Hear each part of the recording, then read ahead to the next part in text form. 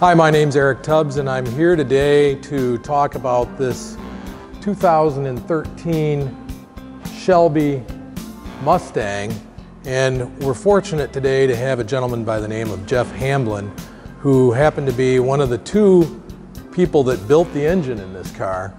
And it's kind of interesting because I was speaking to him earlier and he was talking about his team member and that they've worked together since 2006. It's very unusual to have a team together that long. In fact, they're the longest, they're the team that's been together the longest at the plant, at the Romeo engine plant, working on these engines.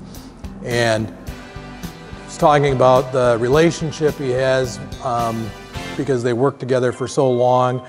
And it's also interesting that we're fortunate enough to have two guys from this local Sanilac County area building these engines.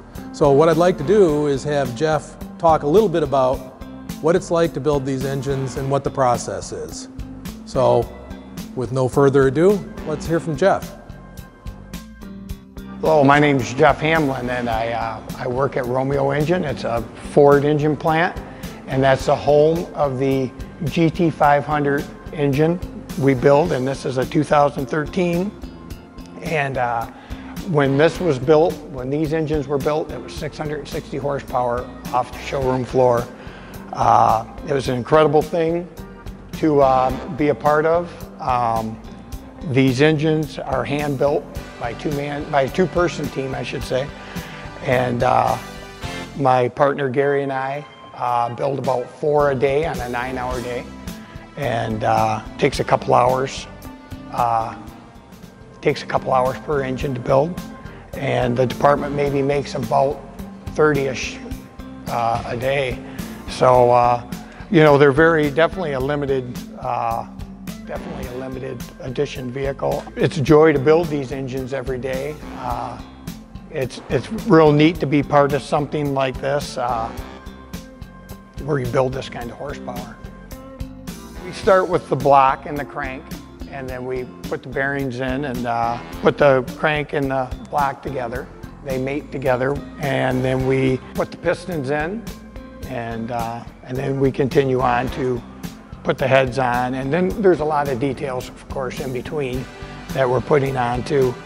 And you're miking things and checking things and double checking things as you grab parts and make sure everything's okay, make sure everything's in good shape before we put it together.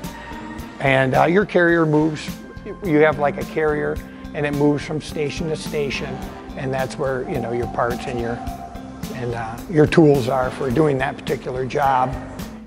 We actually run these engines too before we release them and make sure it's testing everything, you know.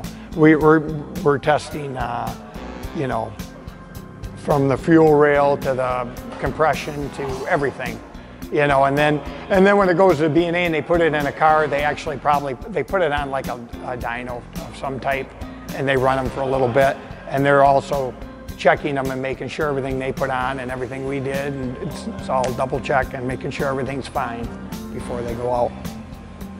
Well, next we're building the GT350. It's no secret, it's out in all the magazines and everything, and it should be a very interesting engine. It's different. It's a lighter engine. It's a, you know, flat plane crank, and they had it at the auto show, and they had it sitting there on a stand, and it's a higher rev engine. It's going to be a lot lighter car, you know, more of a performance car, and I mean maybe more of a track type car, I guess I would want to say.